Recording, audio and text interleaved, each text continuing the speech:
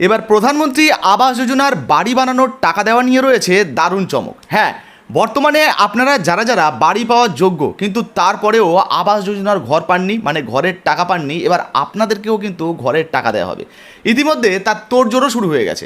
তো বর্তমানে কাদেরকে আবাস যোজনার টাকা দেওয়া হবে না দেওয়া হবে এই নিয়ে কি নতুন আপডেট উঠে এসেছে আপনাদেরকে জানিয়ে দিই। রাজ্যের কিন্তু জনপ্রিয় একজন মন্ত্রী বড় ঘোষণা করেছেন। চলুন প্রথমে আবাস যোজনার টাকা দেওয়া নিয়ে তিনি কি ঘোষণা করেছেন আপনাদেরকে শুনিয়ে দিই, তারপর আবাস যোজনার এই টাকা কবে থেকে দেওয়া হতে পারে সেটাও আপনাদেরকে জানাবো।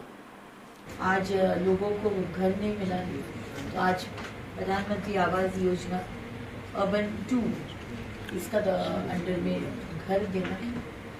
তো শুনতেই পেলেন বন্ধুরা, নারী এবং শিশু কল্যাণমন্ত্রী অগ্নিমিত্রা পাল মহোদয়া তিনি কিন্তু পরিষ্কারভাবে জানিয়ে দিলেন আবাস যোজনায় অর্থাৎ প্রধানমন্ত্রী আবাস যোজনার যে প্রকল্পটা সেটা কিন্তু আবারও বাস্তবায়ন করা হবে এবং যারা যারা এই প্রকল্পে টাকা পাওয়ার যোগ্য তাদেরকে টাকা দেওয়া হবে এবং ধীরে ধীরে এই প্রকল্পের আবেদন শুরুও হয়ে যাবে। যাই হোক, এবারে অনেকের মনে প্রশ্ন ছিল যে দাদা যাদের ফাইনাল ওয়েটিং লিস্টে নাম ছিল বা যারা প্রথম কিস্তির টাকা পেয়ে গেছেন তারা কি এই বাকি যে কিস্তির টাকাটা রয়েছে বা ওয়েটিং লিস্টে যাদের নাম রয়েছে তারা কি আবাস যোজনা প্রকল্পের টাকা পাবেন? তো এক এক করে উত্তর দিই। দেখুন, প্রথমত আপনাদেরকে জানিয়ে দিই, হ্যাঁ, এই মুহূর্তে তৃণমূল সরকারের তরফ থেকে যে লিস্ট প্রকাশিত করা হয়েছিল আবাস যোজনার, যেখানে এখনও প্রায় ধরুন 16 লক্ষ মানুষের নাম ওয়েটিং লিস্টে রয়েছে বা তার থেকেও হয়তো বেশি রয়েছে। তো এই যে লিস্টগুলো, এই লিস্টগুলোতে আবারও কিন্তু ভেরিফিকেশান হতে পারে।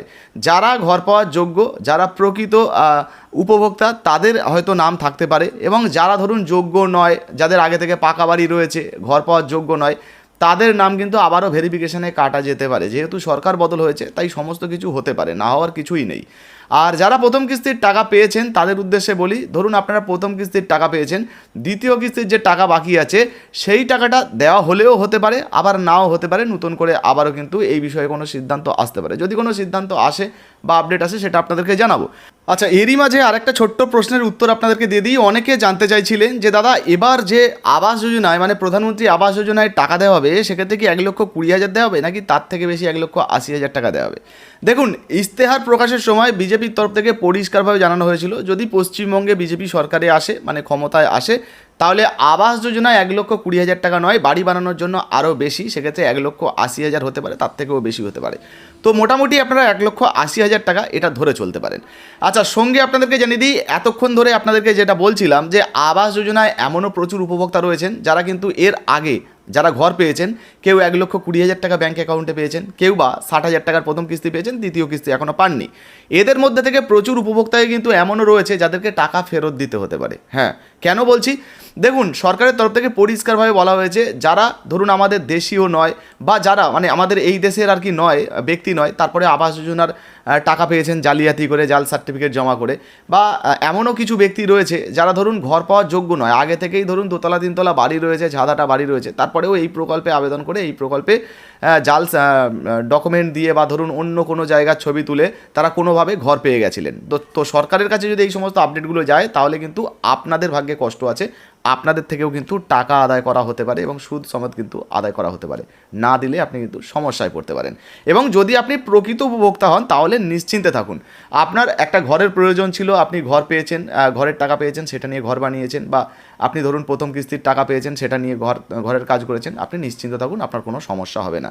কিন্তু যারা জালিয়াতি করেছেন তাদের জন্য কিন্তু মোটামুটি সমস্যা দেখা দিতে পারে, সেটা আগে থেকে সাবধান করে দিলাম। আচ্ছা, সঙ্গে আরেকটা বিষয়, অনেকে জানতে চাইছিলেন যে দাদা প্রথম কিস্তির যে টাকাটা দেওয়া হয়েছে দ্বিতীয় কিস্তির টাকাটা কি এই সরকার দেবে বা সেটাকে বাড়িয়ে আরও টাকা দেবে? তো এক্ষেত্রেও জানিয়ে দিই যে সরকার যেহেতু পরিবর্তন হয়ে গেছে ফলে দ্বিতীয় কিস্তির টাকা দিলেও দিতে পারে, আবার নাও দিতে পারে, নতুন করে কোনো সিদ্ধান্ত আসতে পারে। নতুন কোনো সিদ্ধান্ত এলে সেটাও আপনাদেরকে জানাবো।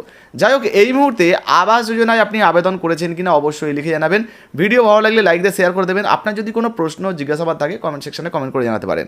ফেসবুক থেকে দেখছেন, এখনও পর্যন্ত আমাদের ছোট্ট পেজটাকে ফলো করেননি, অবশ্যই ফলো করে পাশে থাকবেন, লাইক দিয়ে দেবেন একটা। আর ইউটিউব থেকে দেখছেন, সাবস্ক্রাইব না করলে করে নেবেন। যারা ফেসবুক থেকে দেখছেন আমাদের ইউটিউব চ্যানেলটিকে সাবস্ক্রাইব করেননি, অনুরোধ রাখবো ইউটিউবে গিয়ে OCSDR লিখে সার্চ করলে প্রথমেই চ্যানেলটা চলে আসবে, অবশ্যই সাবস্ক্রাইব করে দেবেন।